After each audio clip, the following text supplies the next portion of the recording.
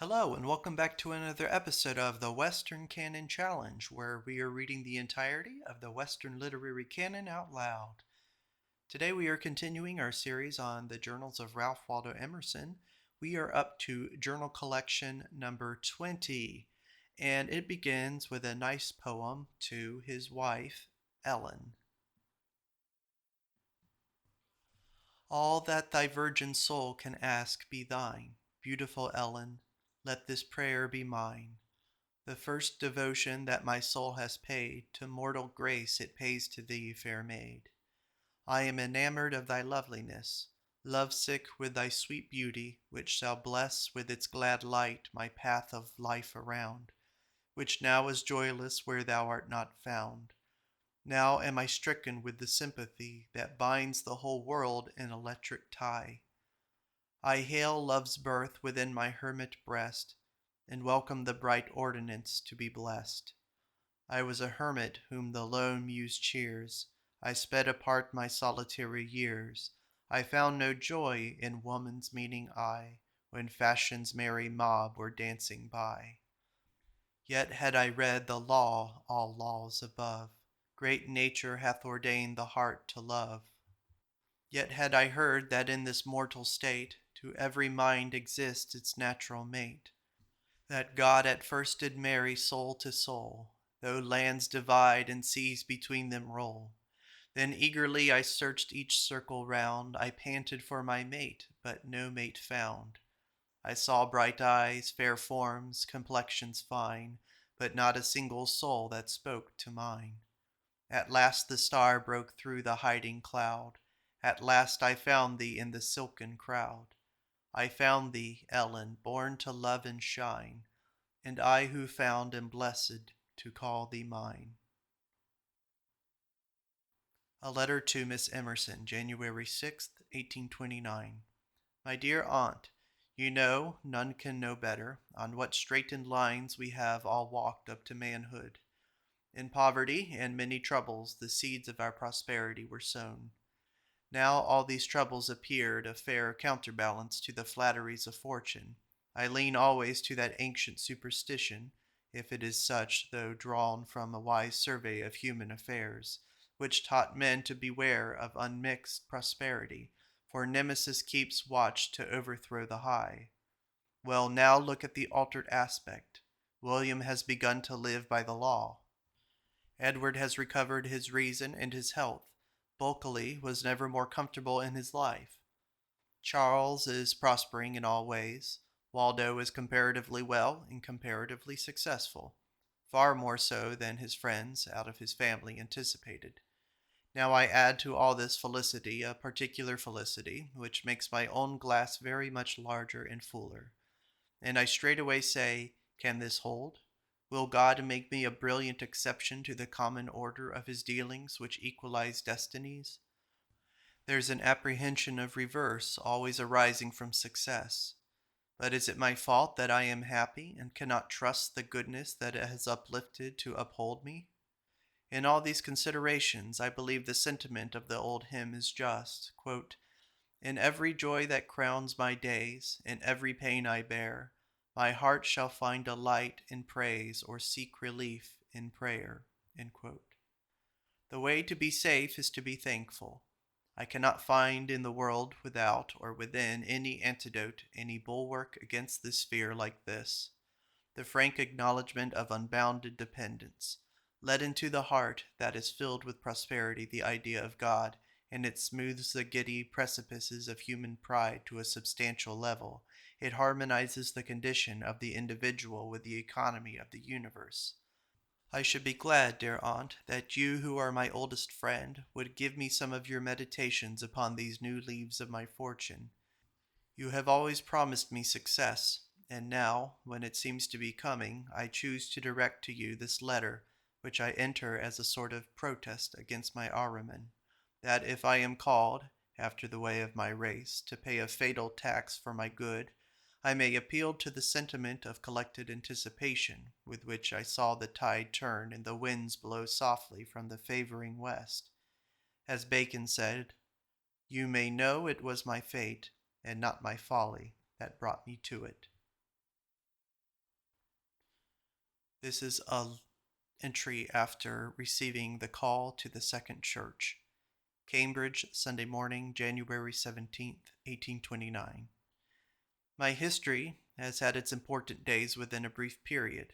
Whilst I enjoy the luxury of an unmeasured affection for an object so deserving of it all, and who requites it all, I am called by an ancient and respectable church to become its pastor. I recognize in these events, accompanied as they are by so many additional occasions of joy in the condition of my family, I recognize with acute sensibility the hand of my heavenly Father. This happiness awakens in me a certain awe. I know my imperfections, I know my ill deserts, and the beauty of God makes me feel my own sinfulness the more. I throw myself with humble gratitude upon His goodness. I feel my total dependence. O God, direct and guard and bless me, and those, and especially her, in whom I am blessed. She has the purity and confiding religion of an angel. Are the words common? The words are true. Will God forgive me my sins and aid me to deserve this gift of His mercy? What is the office of a Christian minister? 'Tis his to show the beauty of the moral laws of the universe, to explain the theory of a perfect life, to watch the divinity in His world, to detect His footstep, to discern Him in the history of the race of His children, by catching the tune from a patient listening to miscellaneous sounds, by threading out the unapparent plan in events crowding on events. The soldier in the army does not know the plan of the fight. The world to the skeptical eye is without form and void. The gospel gives a firm clue to the plan of it. It shows God. Find God, and order and glory and hope and happiness begin. It is the office of the priest. Here is a note from the editor. Mr. Emerson was still considering the acceptance of the call to the second church when another serious element was added to the problems. Signs of consumption appeared in Miss Tucker, sufficient to cause grave uneasiness. Dr. James Jackson, the leading physician in Boston, however, held out hope of her improvement, and so, after a frank talk with the committee, Mr. Emerson decided to accept the associate pastorship. Ellen seemed to improve much as spring approached. Naturally, there are a few entries in the journal for some time to come. The new life brought other uses for the hours which for years had been devoted to writing. July 3rd. My weight is 144 pounds. Emerson writes on novels. Boston, Chardon Street, July 21st. The passion for novels is natural. Every child asks his grandpa to tell him a story. Cinderella and Red Riding Hood are the novels of the Two Shoes, and Walter Scott is the grandpa of the grown-up children. There appeared in the world, as civilization advanced, a marked character which was its creature, a fashionist. He never laughs, he never weeps, is never surprised, never moved. He is completely selfish. By his self-command he aspires to an influence over society which owes nothing to rank, wealth, office, talents, or learning, the command of fashion. He derides and is cool, and so reigns. This person has been shown to the public under several names: Vivian Grey, Lord Etherington, Mr. Brummel, Lord Dalgarno, Pelham. But 'tis all one rascal, with all his aliases. Now the question arises whether these novels of fashionable life, whether these representations of this scoundrel, have a good or bad effect. It is an impertinent question. As long as the original exists, the copies will be multiplied. If the moral is bad, as it is, get rid of the character, and the pictures will no more be made. Therefore, let every man cultivate benevolence in himself. Here is a fragment of a poem. I am not, I thank the gods, born a slave to priests or kings. Both were bad, but what's the odds? To be the thrall of thoughts or things. There's blood alike on crown and mitre. Pronounce, who can, which cap is wider. My humor, poor and proud, disdains the monarch's crown and friar's frock. My blood shall warm my proper veins, nor stain the altar or the block. The editor has inserted another passage here. To confirm Miss Tucker's apparently improving health, a driving journey was made in August. Mr. Emerson and she in one chaise, and her mother, Mrs. Kent, and her sister, Miss Margaret Tucker, in a carriage. They followed the route chosen by the patient day by day, resting as they pleased, from Concord, New Hampshire, through Canterbury and Meredith to Center Harbor, thence northward to Tamworth under Chicora, and on to Crawford's at the Notch. From there they went to Conway, and via Squam Lake to Plymouth, thence through Rumney and Wentworth to Hanover, and descending the Connecticut Valley to Springfield eastward through Worcester to Boston. These verses to Ellen, and those which follow them, were written in September at Pepperell, where no doubt Mr. Emerson was occupying the pulpit for a Sunday. Dear Ellen, many a golden year may ripe, then dim thy beauty's bloom, but never shall the hour appear, in sunny joy, in sorrow's gloom, when aught shall hinder me from telling my ardent love, all loves excelling. The spot is not in the rounded earth, in cities vast and islands lone, where I will not proclaim thy worth, and glory that thou art mine own. Will you, nill you, I'll say I love thee, be the moon of June or the March above thee. And when this porcelain clay of thine is laid beneath the cold earth's flowers, and close beside reposes mine, pray to the sun and air and showers, I'll find thy soul in the upper sphere, and say I love thee in paradise here. I call her beautiful. She says, go to, your words are idle. My lips began to speak her praise, my lips she tried to bridle. But Ellen, I must tell you this, your prohibition wasted is, unless among your things you find a little jail to hold the mind. If you should dazzle out mine eyes, as dimmer suns sometimes have done, my sleepless ears, those judges wise, would say 'tis the voice of the peerless one. And if your witchery decree that my five senses closed should be, the little image in my soul is Ellen out of Ellen's control. And whilst I live in the universe, I will say 'tis my beauty, for better, for worse. Another note from the editor. On the last day of September 1829, Ralph Waldo Emerson was married to Ellen Louisa Tucker at the house of Colonel W. A. Kent, her stepfather, the bridegroom being then 26 years of age and the bride 18. They immediately began housekeeping in Chardon Place in Boston, Madame Emerson living with them. New Jerusalem Church, Chardon Street, October 9th, 1829. I am glad to see that the interpretations of Scripture, like those of the New Jerusalem Church, can be accepted in our community. The most spiritual and sublime sense is put upon various historical passages of the New Testament. The interpretation of the passages is doubtless wholly false. The Apostle John in Patmos, and our Savior in his talking, meant no such things as the commentator says he meant. But the sentiment which the commentator puts into their mouths is nevertheless true and eternal. The wider that sentiment can be spread, and the more effect it can have on men's lives, the better.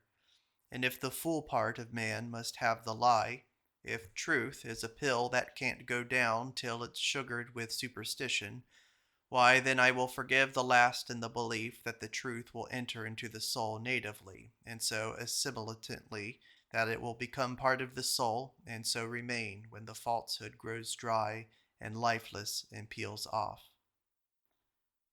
Book Memoranda.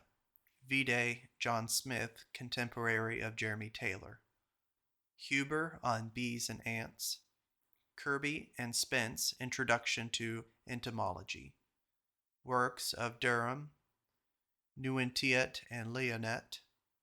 Coleridge's Aids to Reflection, page 147. Bayle, article Simonides.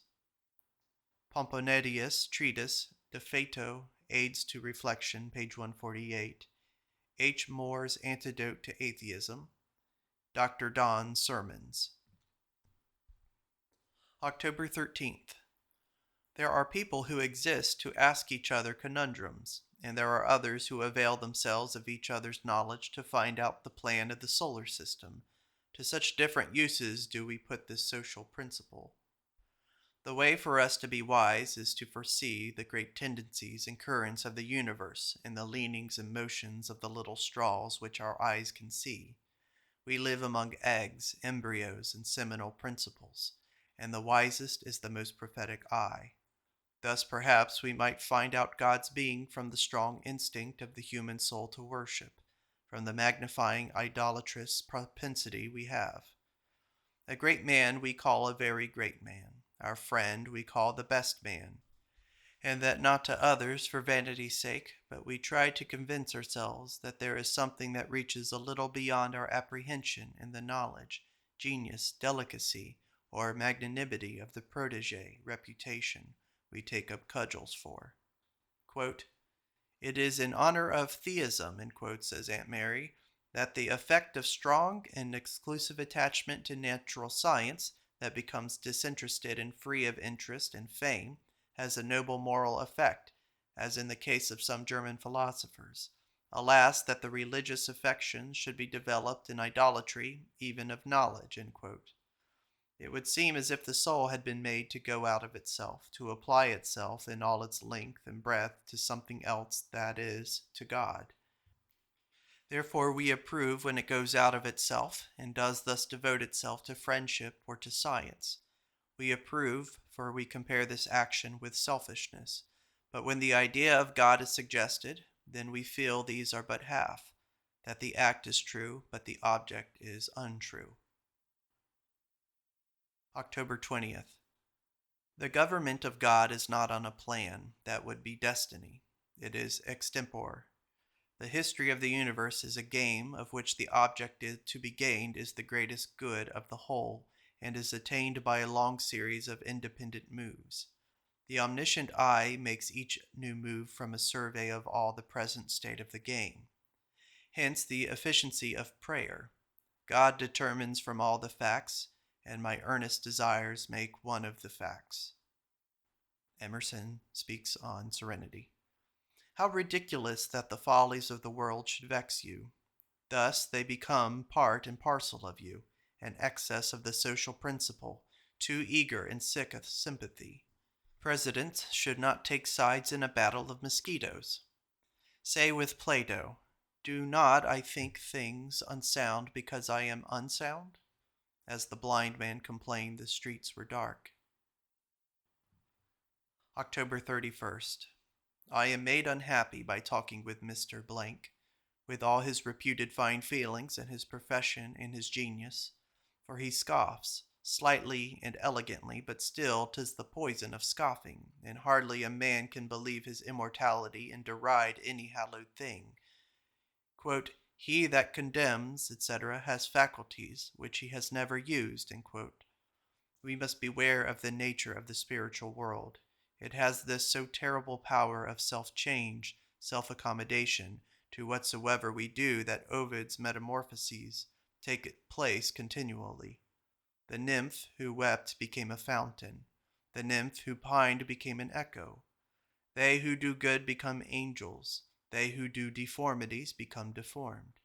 We are not immovably moored, as we are apt to think, to any bottom, and if we do wrong and don't succeed, we think we can come back to where we were. That is where is gone. I cannot live over my childhood. No more can I do right when I have vitiated all the springs of feeling and action. I have no, and then there are two Greek words, and I don't know what they are. I have no eye to see the right, no fingers to feel it. I have only vicious members loving and doing wrong. That part of us which we don't use dries up and perishes. November 7th. Every man by God's arrangements, whilst he ministers and receives influence from all others, is absolutely, imperially free. When I look at the rainbow, I find myself the center of its arch. But so are you, and so is the man that sees it, a mile from both of us. So also the globe is around, and every man therefore stands on the top, King George and the chimney sweep no less. A letter to Miss Emerson, November 15th, 1829. They say that the progress of the human mind is not by individuals, but by society at large, that the Newtons and Bacons are mountain summits that catch the sunlight a little earlier, which is presently visible to all. So we gazers are spying to see if the giants of the generation are not now bathing in a purer element than we below. It is surely with no affection and no good will that I suspend my judgment of things so vast, but a state of mind wholly involuntary. All that I see is full of intelligence, and all that I know is my approximation to the idea of God.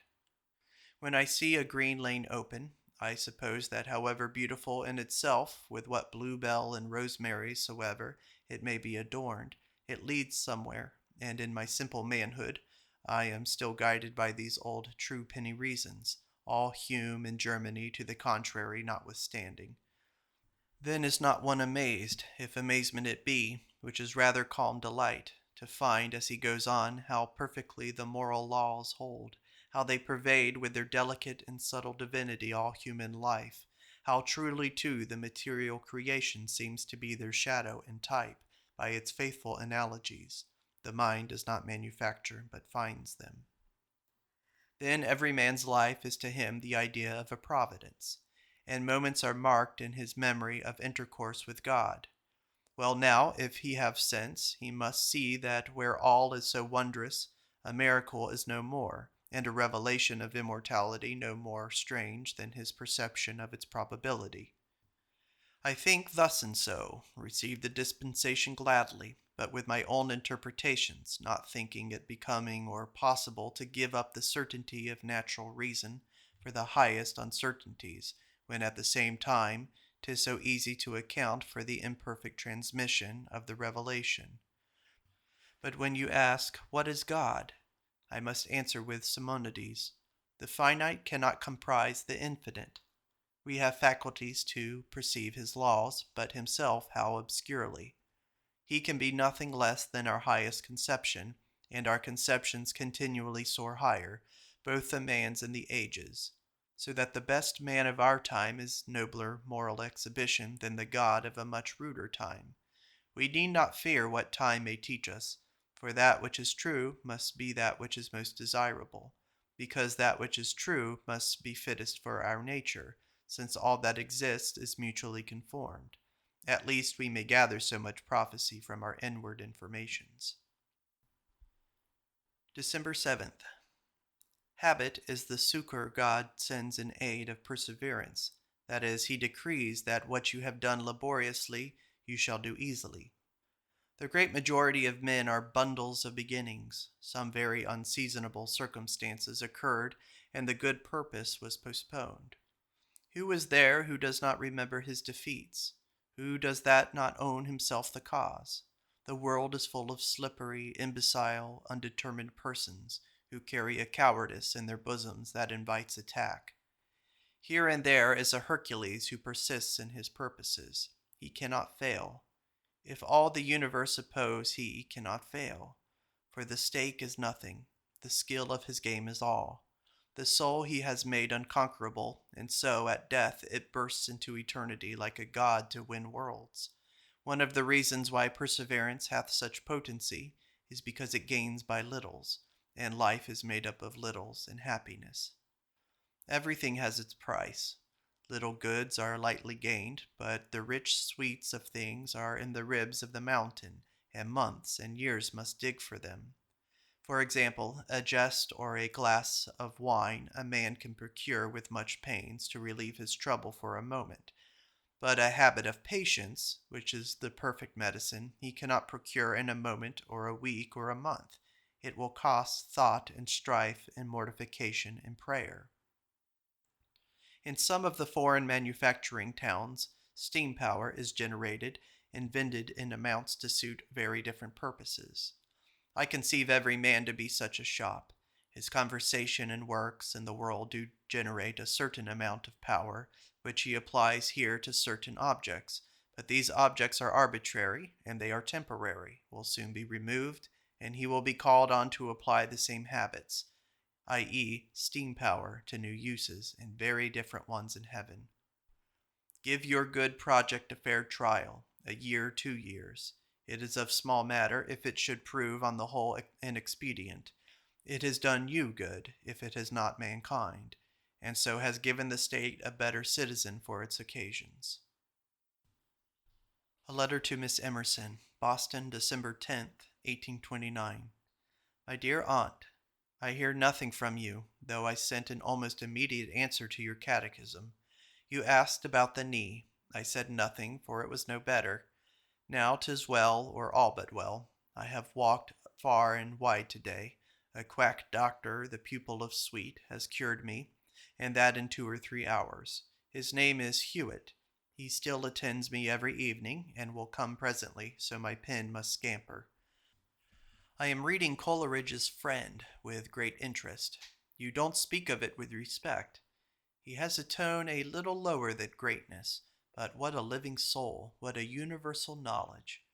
I like to encounter these citizens of the universe that believe the mind was made to be spectator of all, inquisitor of all, and whose philosophy compares with others much as astronomy with the other sciences, taking post at the center, and, as from a specular mount, sending sovereign glances to the circumference of things. There is an affectation of emphasis in typography. A nobleman don't care how he looks. But there are a good many of these Rousseaus in the world whose two eyes are one a microscope and to the other a telescope. But there are few or no books of pure literature so self-imprinting, that is so often remembered as Coleridge's. Sunday night, the 13th. I have got your letter, and perhaps will try to answer it, but what a fight all our lives long between prudence and sentiment. Though you contradicted once when I tried to make a sentence that life was embarrassed by prudentials. The case in point is this. My soul is chained down, even in its thoughts, where it should be freest, lordliest. The Christmas comes, a hallowed anniversary to me as to others, yet am I not ready to explore and explain the way of the star-led wizards, am looking at the same truth which they sought on quite another side in novel relations. I could think and speak to some purpose, I say, if you would take what I have got, but if I must do what seems so proper and reasonable, conform to the occasion, I can only say what is trite, and will, 'tis likely, be ineffectual. This is a very disadvantageous example of that warfare that is in all professional life between the heroical and the proper. People wag their heads and say, I can't understand Coleridge. Yet it is only one more instance of what is always interesting, the restless human soul bursting the narrow boundaries of antique speculation, and mad to know the secrets of that unknown world, on whose brink it is sure it is standing. Yea, can now and then overhear passing words of the talk of the inhabitants. I say a man so learned and a man so bold has a right to be heard, and I will take off my hat the while and not make an impertinent noise. At least I become acquainted with one new mind, and I never saw before, an acquisition in my knowledge of man not unimportant, when it is remembered that so gregarious are even intellectual men that Aristotle thinks for thousands, and Bacon for his 10,000s, and so in enumerating the apparently manifold philosophies and forms of thought, we should not be able to count more than 7 or 8 minds. 'Tis the privilege of his independence and of his labor to be counted for one school. His theological speculations are, at least, God viewed from one position, and no wise man would neglect that one element in concentrating the rays of human thought to a true and comprehensive conclusion. Then I love him that he is no utilitarian, nor necessarian, nor scoffer, nor hoc genus omne, tucked away in the corner of a sentence of Plato. Uses of Biography and History, December 12th. Pericles is made noble and Luther indomitable to show Canis and Aspen their capabilities. Instead of generating complaint, it should beget all hope. Authors or books mentioned or quoted in journals of 1828 and 1829. Homer, Anaximander, Epod, de Gerando, Simonides, Democritus, Socrates, Plato, Virgil, Persius, Juvenal, Plutarch, Lives and Morals, St. Augustine, Confessions. Dante, Montaigne, Essays. Tasso. Shakespeare, Ben Jonson, Bacon, De Augmentatione. Sir Henry Wotton, Survey of Education.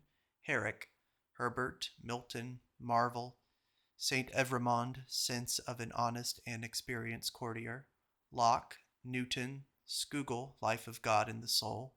Young, Pope, Essays on Man. Samuel Richardson, Sir Charles Grandison. Spence, Anecdotes, Observations, and Characters. Butler, Cotton Mather, Essays to Do Good. Hume, Essays. Priestley, Gibbon, Paley, James Montgomery, The Pelican Island. Sir James Mackintosh, De Gerando, Derivation de la Science du Droit. Wolff, Prolegomena and Homerum. De Stael, Germany. Wordsworth, Excursions, Sonnets, Dion, Intimations of Immortality, etc. Byron. Coleridge, Friend, Literary Biographies, Aids to Reflection. Reverend Henry Ware, Sermon. Reverend Nathaniel L. Frothingham, Sermon. Disraeli, Vivian Gray. Bulwer, Pelham. And that is the end of Emerson's collection of journal entries in Journal 20. In the following video, we will pick up with Emerson in January of 1830 in the collection Journals 21. Thank you for listening.